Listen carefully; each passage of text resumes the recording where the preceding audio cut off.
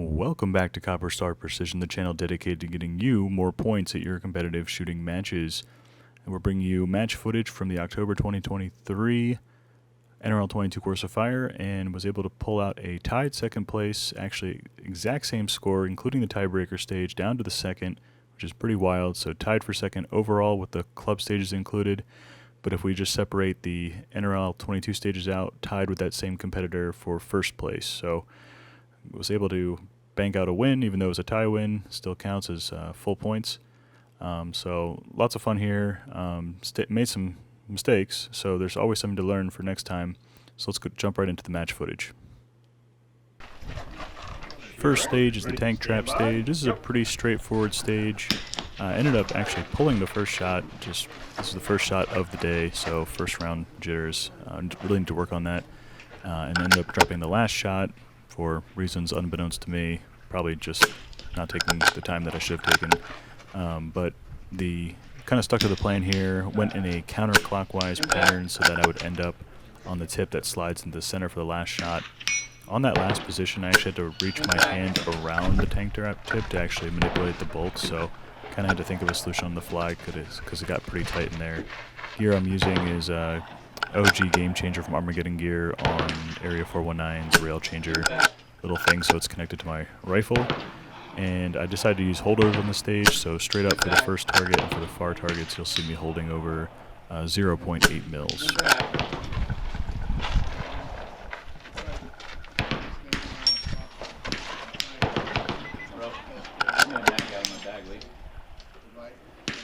Rounder. No, 12 rounder. Sorry. Get back.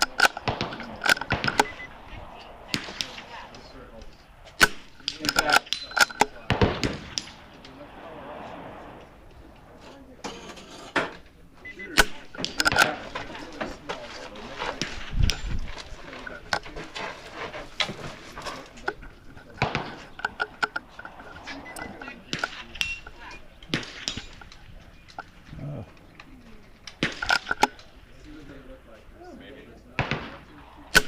Back. It's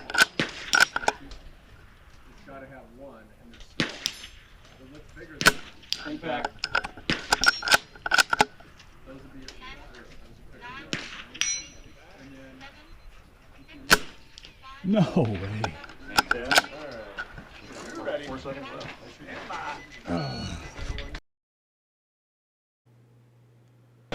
Next stage up is the prone stage, final countdown.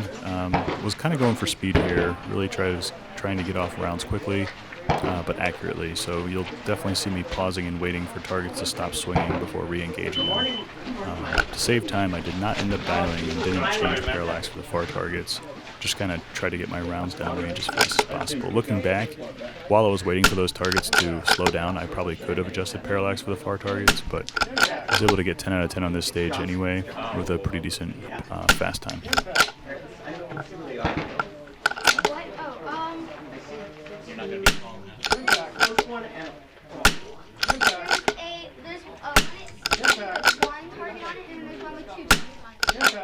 You see him? I'm gonna look. I found the one with the guy.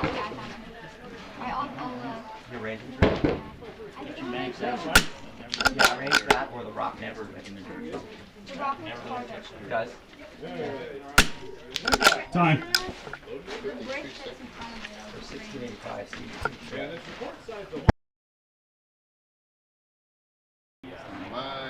Next up is the dreaded Curse of the Pyramid, and this is definitely probably the hardest stage of the match, smallest targets of the match, weirdest positions of the match. And I kind of changed my game plan. Actually, this was pointed out in the comments of my strategy videos, so thank you.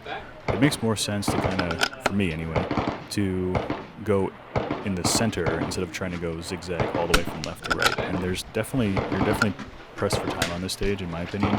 And at the range we're shooting at, there's massive elevation changes because the far 100-yard targets are on top of a berm. So it was kind of difficult to get the angle between the targets. What is funny on this stage is that I definitely skimmed the side of the 1/4-inch target, and it just wiggled a little bit. Technically, that counts as an impact. Some clubs don't count it unless you actually swing the target. So I was giving my spotters some grief, just jokingly, of course. It's definitely hard to spot those things on the fly, but at the end of the stage, I'll put some slow-mo down. It's actually pretty funny to watch. Skim off the side and go like careen off a rock.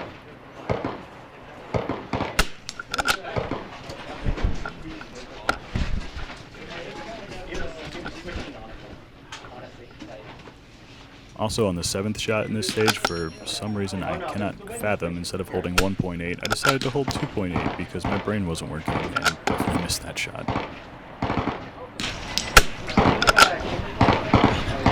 Did that wiggle? Looked like it wiggled.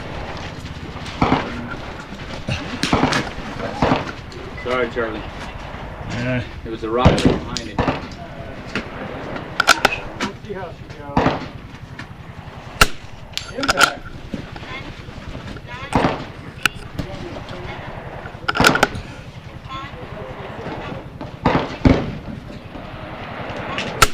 Get back.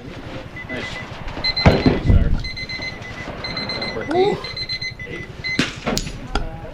I'm gonna wind the tape back.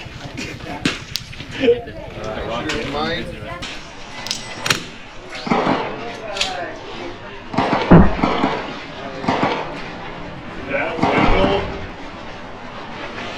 Looks like it wiggled.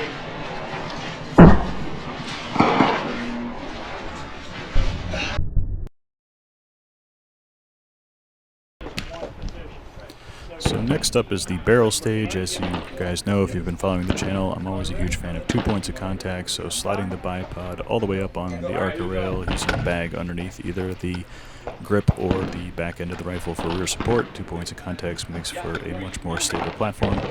And because we're panning left to right on some of these targets, I was kind of just muscling the barrel to get me in the general direction and making fine-tune adjustments from there. Dial Go prone too?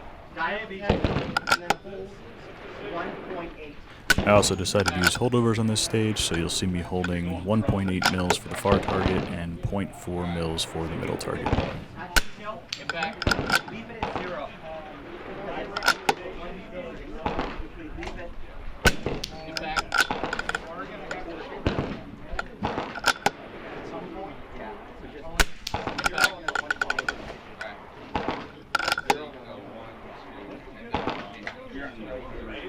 Get back.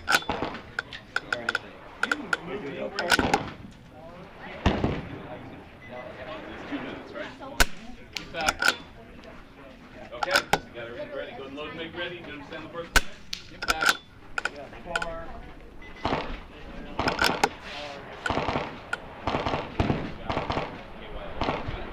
right, shooter. Get back. Begin.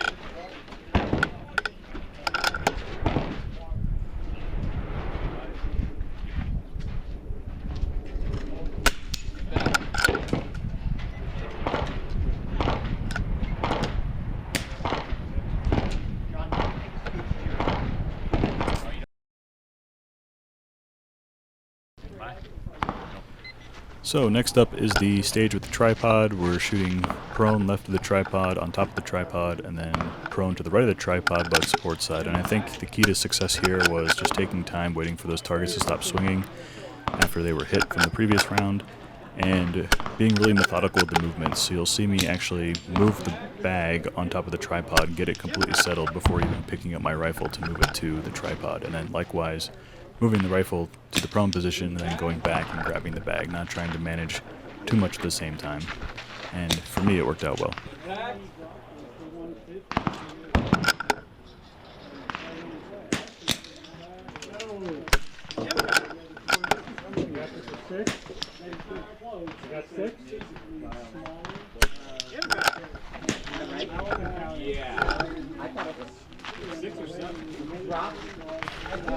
He dropped 3, and the one he hit was the wrong one.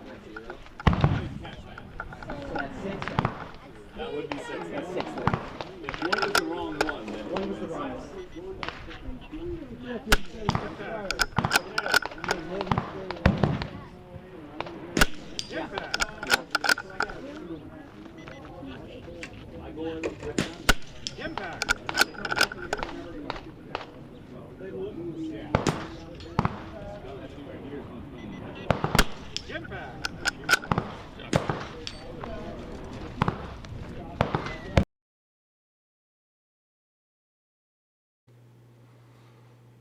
So on to some fun club bonus stages. Here we had a round with zombies, little zombie targets, which was pretty fun, kind of fitting for October and Halloween.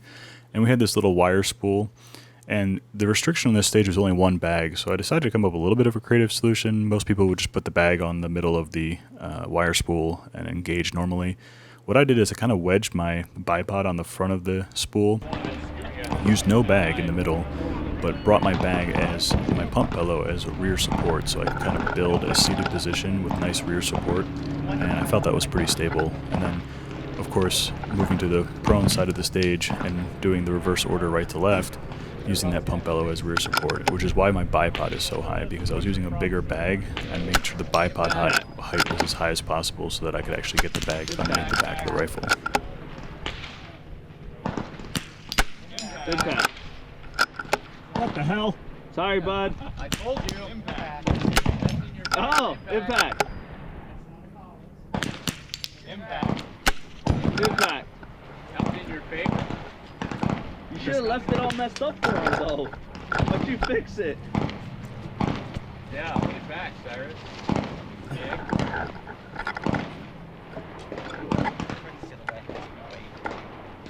Go.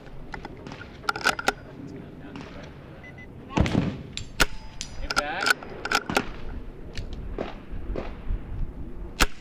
Impact.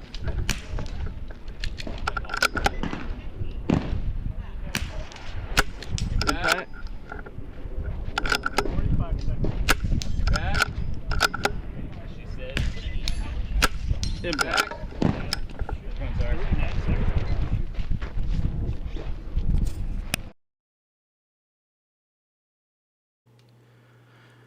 Next and final club stage was called Mental Games, and it was a doozy because it was crazy target order, and by this time in the day we were dealing with some pretty switchy winds, and strong winds at that, so some of the smaller targets were definitely hard to engage. But essentially this is a KYL rack that has both hostage targets and hostage taker targets, and we had to do this crazy order where you can kind of see it on the screen here, but basically you're kind of zigzagging back and forth, but you kind of have to remember where you are. And yeah, so definitely, you know, the mental aspect of remembering what targets to engage was a big part of it. The other part was dealing with the wind. So drop 2 on this stage, but definitely fun and challenging stage to end the day on. I love that one too. Predator's amazing. Predator's great. Commando great. Commando is just so dumb with all those one-liners. I know, but he always does one line. All of his movies are one line. So much Predator.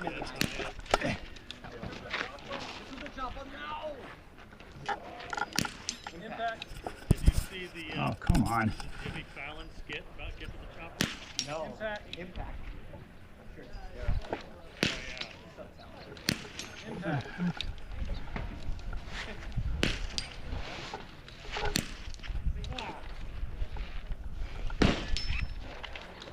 Got 1 minute left. Got 3 so far.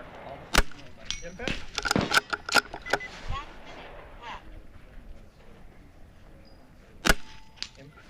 Yep. Impact. Impact. Impact.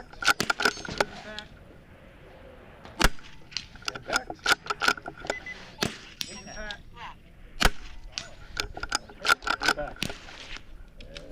Impact. No, that's right. Alright. You, Julian. Impact.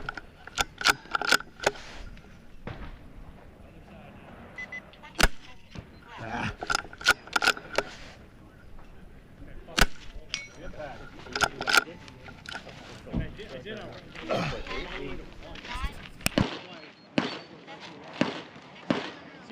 So that about wraps it up for this match. Again, super happy with the overall result, and employing the strategies that I talk about in my videos that come out before the matches, trying to get this one out as early as possible, so if you have future matches later this month, that you guys can take advantage of looking at what I did, seeing if it might work for you, I'm not saying that what I do is the right way to do something. It's just one way to do it. So hopefully it inspires you, helps you come up with creative solutions to some of these stages. And also go back and take a look at some of the strategy videos if you want a little bit more in-depth explanation of why I'm doing what I'm doing during these stages. I hope these videos help you become a better competitive shooter. If they do, let me know down in the comments. While you're there, don't forget to like this video and subscribe to the channel if you haven't done so already. And until I see you next time, as always, score more points.